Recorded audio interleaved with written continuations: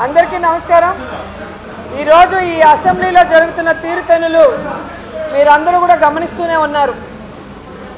జగన్మోహన్ రెడ్డి గారు మేము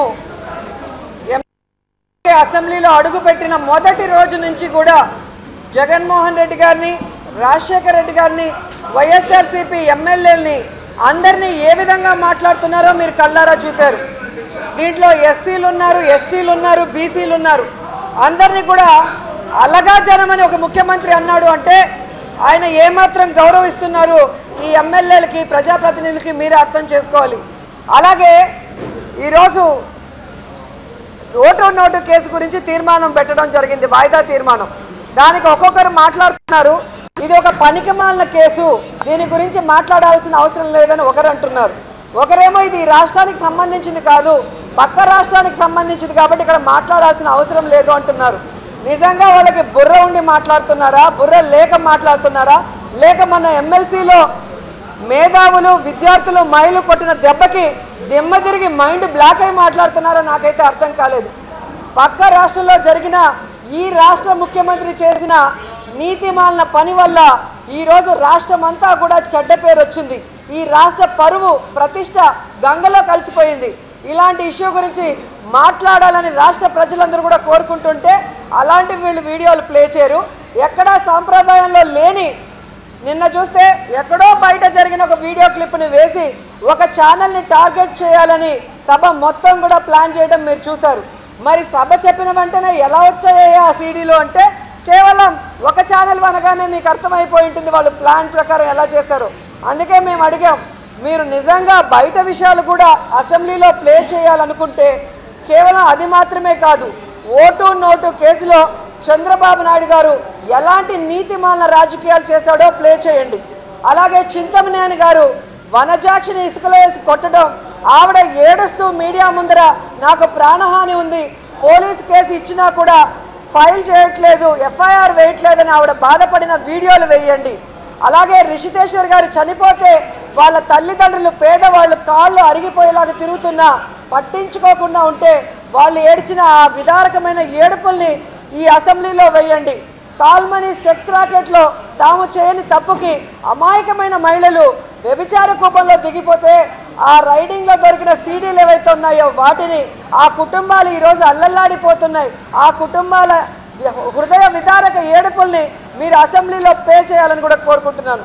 అలాగే ఈ రాష్ట్రంలో చంద్రబాబు నాయుడు అబద్ధపు వాగ్దానం వల్ల పూర్తిగా రుణమాఫీ చేస్తారని చెప్పడం వల్ల ఆయన వస్తే కరువు వస్తుంది కవల పిల్లల్లాగా, ఆ కరువు వల్ల రెయిన్ గన్లని అబద్ధం చెప్పి రైతుల్ని మోసం చేయడం వల్ల దాదాపుగా 1300 మంది పైగా ఆత్మహత్యలు చేసుకుంటే ఆ కుటుంబాలు ఎలా అల్లల్లాడిపోతున్నాయో ఆ వీడియోలు వేయాలి। అలాంటి వాటి వేయకుండా మీరన్న మాటలు అనలేదని చెప్పి ఒక వీడియో వేస్తే ప్రజలు నమ్మేంత పిచ్చివాళ్ళు కాదు। ఎందుకంటే స్పీకర్ గారు మాట్లాడిన మాటలు భారతదేశం అంతా విన్నారు। నేషనల్ ఛానల్లో ఎమ్మెల్యేలు, ఎంపీలు కూడా ఖండించి ఆ రోజు మీటింగ్ని కూడా బాయ్కాట్ చేసిన విషయం మీ అందరూ కూడా తెలుసుకోవాలి। అలాగే ఇక్కడ ఒక ముఖ్యమంత్రిగా ఉండి ఆయన మాట్లాడిన మాటలు చూడండి।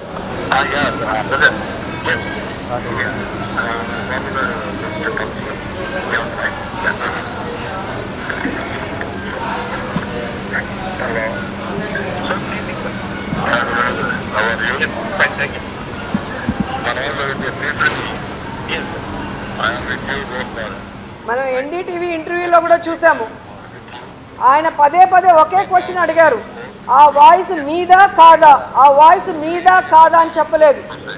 ఎందుకంటే తేలు కుట్టిన దొంగలాగా ఆ విషయం చెప్పలేక వాట్ ఐ యామ్ సేయింగ్ అని 21 సార్లు చెప్పి తప్పించుకున్నాడు। అలాగే ఫోరెన్సిక్ రిపోర్ట్లో ఇది చంద్రబాబు నాయుడు గారి వాయిసే అని చెప్పి మరి నిపుణులు కూడా ఇవ్వడం జరిగింది।